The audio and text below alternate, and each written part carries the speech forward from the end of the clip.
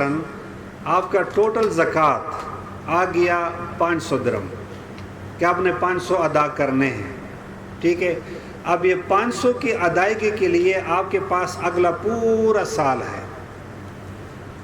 500 کی ادائیگی کے لیے آپ کے پاس اگلا پورا سال ہے، آپ نے یہ پیسے ختم کرنے ہیں۔ جتنا بھی کس کو دیتے ہو، جب بھی ضرورت پڑتی ہے اتنا ہی ساتھ لکھتے رہو، لیکن اگلے رمضان سے پہلے آپ کو یہ پیسے ختم کرنے ہیں۔ اور یہ اس لیے بتا رہا ہوں کہ کچھ لوگوں کا زکوٰۃ اتنا ہوتا ہے کہ وہ ختم ہی نہیں ہوتا، پورے سال میں وہ چلتا رہتا ہے۔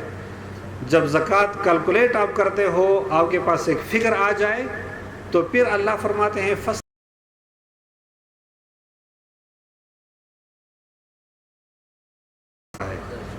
اور رمضان میں زکوٰۃ ادا کرو گے تو آپ کو وہی اجر ملے گا۔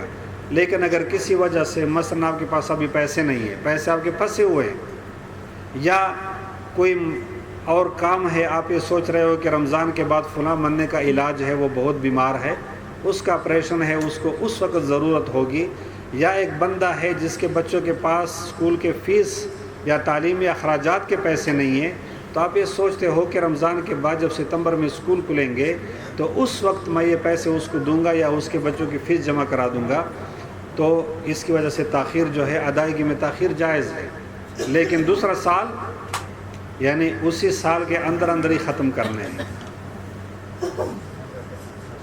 کسی کو زکوٰۃ کا مال دے رہے ہیں تو ان کو بتانا ضروری ہے کہ زکوٰۃ دے رہے ہیں؟ نہیں، کسی کو اگر زکوٰۃ کا مال آپ دیتے ہیں تو اس کو نہ بتانا اچھا ہے، لیکن اس میں شرط یہ ہے کہ آپ کو یہ پتہ ہو کہ یہ بندہ مسکین ہے، زکوٰۃ لینے کا مستحق ہے۔ اور زکوٰۃ لینے کا مستحق کون ہوتا ہے؟ زکوٰۃ آپ کس کو دے سکتے ہیں یہ آپ کو پتہ ہے؟ آپ یتیم کو زکوٰۃ دے سکتے ہیں؟ یتیم کو زکوٰۃ دے سکتے ہیں؟ سب کو دے سکتے ہیں؟ سب کو نہیں۔ آپ بیوہ کو زکوٰۃ دے سکتے ہیں؟ سب کو نہیں۔ زکوٰۃ کے جو سورسز ہیں، زکوٰۃ کے جو ذرائع ہیں وہ لامحدود ہیں، کہ زکوٰۃ کس کس چیز سے آپ ادا کرو گے، اموال تجارت سے، جو کچھ آپ کے پاس ہے۔ لیکن زکوٰۃ جن کو دی جاتی ہے وہ اختیار اللہ جل شانہ نے خود اپنے پاس رکھا ہے، یہاں تک کہ وہ اختیار اپنے پیارے پیغمبر کو بھی نہیں دیا۔ اور اللہ نے مقرر کیے ہیں 8 قسم کے لوگ، انما الصدقات للفقراء والمساکین والعاملین علیہا والمؤلفۃ قلوبہم وفی الرقاب والغارمین وفی سبیل اللہ وابن السبیل۔ یہ 8 قسم، ان 8 قسم لوگوں میں سے 4 قسم کے ابھی ہمارے پاس ہیں اور 4 قسم کے نہیں ہیں۔ مثلا مؤلفۃ القلوب، اس زمانے میں چونکہ اسلام کے غلبے کی ضرورت تھی تو اللہ جل شانہ نے رسول صلی اللہ علیہ وسلم سے کہا کہ اگر کوئی غیر مسلم ہے اور مجبور ہے تو آپ ایسے کرو کہ زکوٰۃ کے پیسوں سے اس کی مدد کرو، تو وہ خود بخود سوچنا شروع کرے گا کہ یہ مسلمان اتنے اچھے لوگ ہیں کہ میں غیر مسلم ہوں، میں مسلمان بھی نہیں ہوں، اور انہوں نے میری مدد کر دی، تو وہ اسلام کی طرف مائل ہو جائے گا۔ مؤلفۃ القلوب۔ عاملین علیہا، وہ محکمہ زکوٰۃ کہ جو حکومت کی طرف سے مقرر کیا گیا ہے، جو بیت المال کے لوگ ہوتے ہیں یا محکمہ زکوٰۃ کے لوگ ہوتے ہیں، وہ جب زکوٰۃ کے پیسے جمع کرتے ہیں تو اللہ فرماتے ہیں کہ ان لوگوں کی تنخواہیں، ان کے خرچے وہ کسی اور پہ نہ ہوں، بلکہ اسی فنڈ سے ان کے پیسے، ان کے اخراجات دیے جائیں۔ آپ کو پتہ ہے کہ یہاں امارات میں صندوق الزکوٰۃ ہے، زکوٰۃ فنڈ۔ زکوٰۃ فنڈ فیڈرل گورنمنٹ کا ایک ادارہ ہے، لیکن ان کا جتنا بھی خرچہ ہے وہ گورنمنٹ خود دے رہی ہے۔ زکوٰۃ کے فنڈ سے نہ ان لوگوں کی تنخواہیں دی جاتی ہیں اور نہ ان کا خرچہ دیا جاتا ہے۔ یہ اس گورنمنٹ کی اچھائی ہے۔ اور یہ نہیں کہوں گا کہ ایسے بھی لوگ ہیں جو زکوٰۃ کا فنڈ ایسے ہڑپ کر جاتے ہیں کہ یہ پتہ بھی نہیں چلتا کہ چیئرمین صاحب نے کس کو زکوٰۃ دیا اور کس کو نوازا، کوئی حساب نہیں ہوتا، یہ کرائٹیریا بھی نہیں ہے۔ تیسرا جو ہے وہ آتا ہے غارمین، تیسرا فی الرقاب۔ فی الرقاب ایک غلام ہے، اسلام نے غلامی کو ختم کرنے کے لیے ہر حکم، ہر کفارہ، اگر روزہ توڑ دیا تو کفارہ غلام آزاد کرنا، قتل کیا تو کفارہ غلام آزاد کرنا، زہار کیا تو کفارہ غلام آزاد کرنا، یہ کیا تو کفارہ غلام آزاد کرنا، تاکہ غلامی ختم ہو جائے۔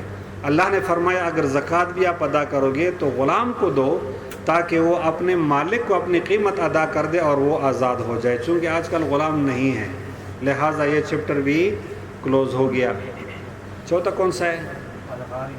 غارمین جو ہے وہ مقروض ہیں، جس پہ قرض ہے اس کو آپ زکوٰۃ کے پیسے دے سکتے ہو تاکہ اس کا قرض ادا ہو جائے۔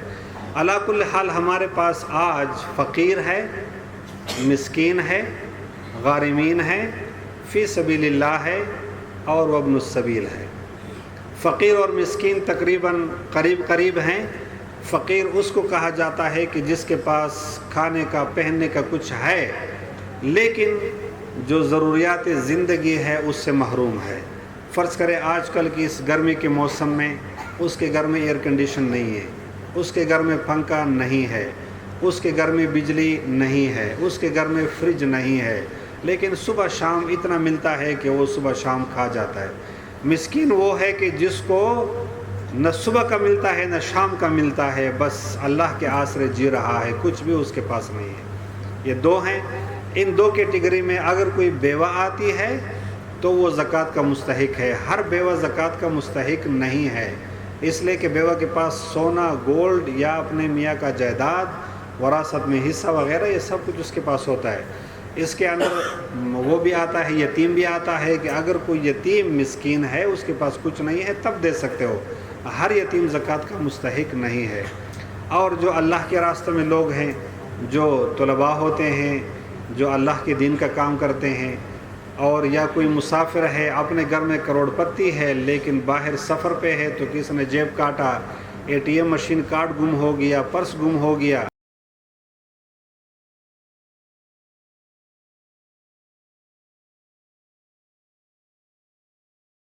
کوئی سوال؟ آپ نے بتایا کہ غلام کے بارے میں آیا کہ اس وقت لونڈیا رکھنا جائز ہے یا نہیں؟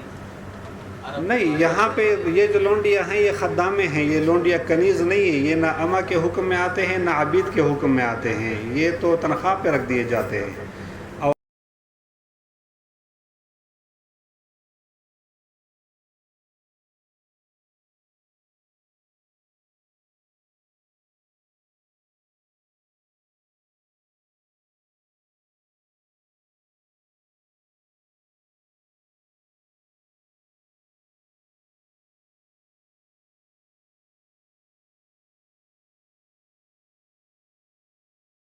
اور اپنی بیوی کے لیے یا گھر کے کام کے لیے خدامہ رکھے، اور اگر کوئی آدمی افورڈ نہیں کر سکتا، غریب ہے، تو پھر گزارا ہوتا ہے گھر میں۔ ہمارے بیویاں انشاءاللہ بغیر پوچھے جنت میں جائیں گی، اس لیے کہ ہم ان کے اتنے حقوق ہڑپ کر رہے ہیں کہ بس اللہ معاف کرے۔ ماشاءاللہ۔ جی یہ تھے حضرت مولانا مفتی عزیز الرحمان صاحب۔ اچھا، مولانا ادھر ہی ہے، جب آپ نے اگر کوئی سوال پوچھنا ہوگا تو آپ تشریف رکھیں، بات تسلی سے ان سے سوال پوچھ سکتے ہیں۔ بیچ بیچ میں پوچھتے رہیں گے۔ ہاں، یہ سوال ہے کہ کتنا مال آپ کے پاس ہو تو زکوٰۃ آپ پہ لازم ہوتا ہے، تو اس کا یہاں کے حساب سے جو بنتا ہے 14,000 درہم تقریباً نصاب زکوٰۃ ہے۔ اگر کسی کے پاس 14,000 سے کم ہے تو اس پر زکوٰۃ ادا کرنا فرض نہیں ہے۔ اگر 14,000 یا اس سے زیادہ کی استطاعت ہے تو وہ زکوٰۃ ادا کرے گا، اور اس کا آسان حساب ہے 52.5 تولے چاندی۔ اگر آپ کے پاس اتنی استطاعت ہے کہ بازار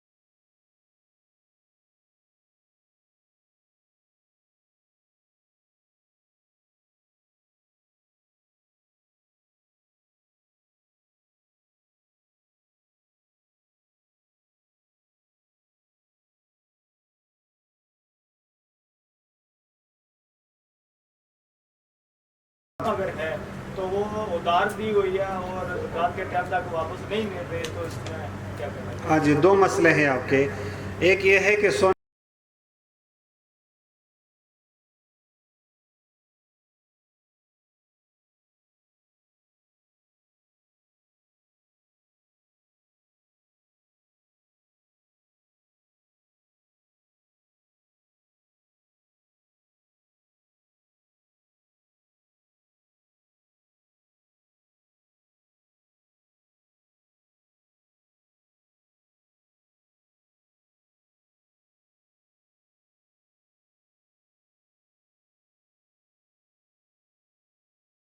اس کا اس پہ جو فگر لکھی ہوئی ہے وہ اس قیمت کے برابر ہے.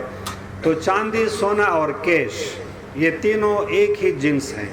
اگر کسی کے پاس 2 تولے چاندی ہے اور 3 تولے سونا ہے اور 5000 درہم ہے، چاندی اور سونے کی کیش قیمت نکال کر ٹوٹل اس کو کیش میں کنورٹ کرے گا، پھر نقدی کا حساب کرے گا، کیش کا حساب کرے گا. ٹھیک ہے. اس لیے کہ اکثر یہ مغالطہ ہمارے پاس رہتا ہے کہ جب ہم شادی کرتے ہیں تو 7 تولے سے زیادہ کا سونا جو ہوتا ہے وہ ہم بیچ دیتے ہیں کہ پھر زکوٰۃ کا حساب نہیں ہوگا. حالانکہ یہ غلط ہے. سونا اور چاندی کس مقصد کے لیے ہو، کس شیپ میں ہو، وہ کیش تصور کیا جائے گا اور اس پہ زکوٰۃ ادا کرنا فرض ہے. ٹھیک ہے. اس میں چاہے وہ استعمال کرے نہ کرے، سیونگ کے لیے ہے، کچھ بھی ہے. دوسری بات آ گئی قرض کی. اگر آپ کا قرض کس کے ذمہ ہے اور وہ بندہ مانتا ہے اور یہ امید ہے کہ یہ قرض وصول ہو جائے گا اس سال، تو پھر اس سال کا زکوٰۃ آپ ادا کرو گے. لیکن اکثر قرض ایسے ہوتے ہیں کہ جو بندہ غائب ہے یا پتہ نہیں ہے، یا بندہ بالکل ڈیفالٹ ہو گیا ہے، یا بندہ بینک کرپسی میں چلا گیا ہے، یا وہ اتنا غریب اور مجبور ہو گیا ہے، دیوالیہ ہو گیا ہے کہ کوئی امید نہیں ہے کہ یہ پیسہ مجھے واپس ملے گا. اس قرض کا زکوٰۃ آپ کی ذمہ ادا کرنا فرض نہیں ہے. جس سال وہ پیسے وصول ہو جائیں گے اسی سال 1 سال کی زکوٰۃ ان میں سے ادا کرنا.